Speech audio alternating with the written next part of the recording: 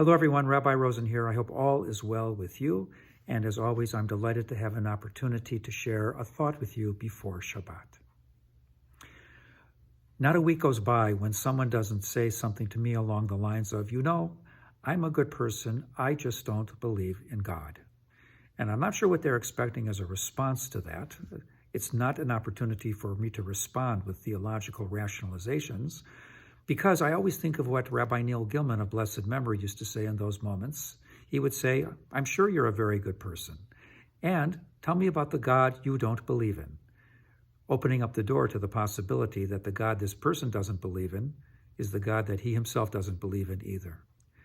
That has been on my mind lately because of all of the individuals who've been coming forth offering all sorts of theological justifications for the terrible cataclysmic earthquake that has struck Turkey and Syria, declaring very confidently they know why God did this, because the people were sinners, because they had the wrong religion, all kinds of excuses for why God would step in and cause such harm, especially to innocent children as well.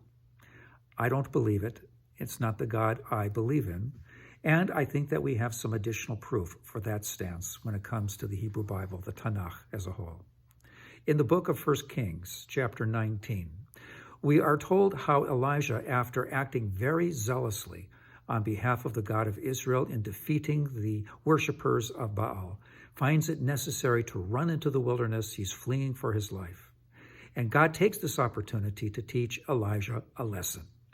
Zealotry is not always the way, but the way in which that lesson comes about is very powerful.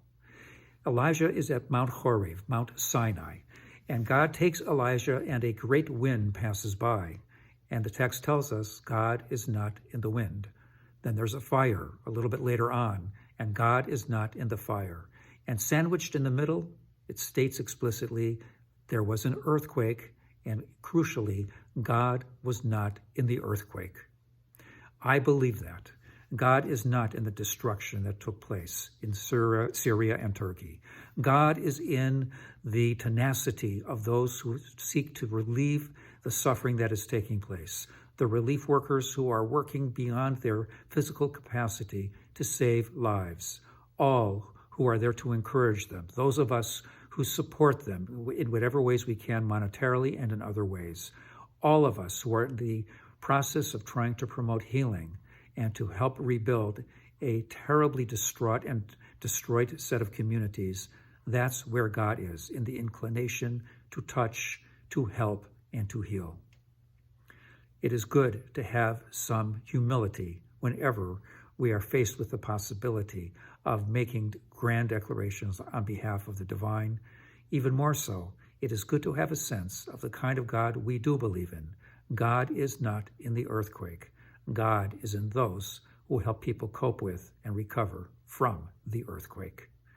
There is more to be said, to be sure, about this. Let's talk. And in the meantime, I wish everyone a Shabbat Shalom.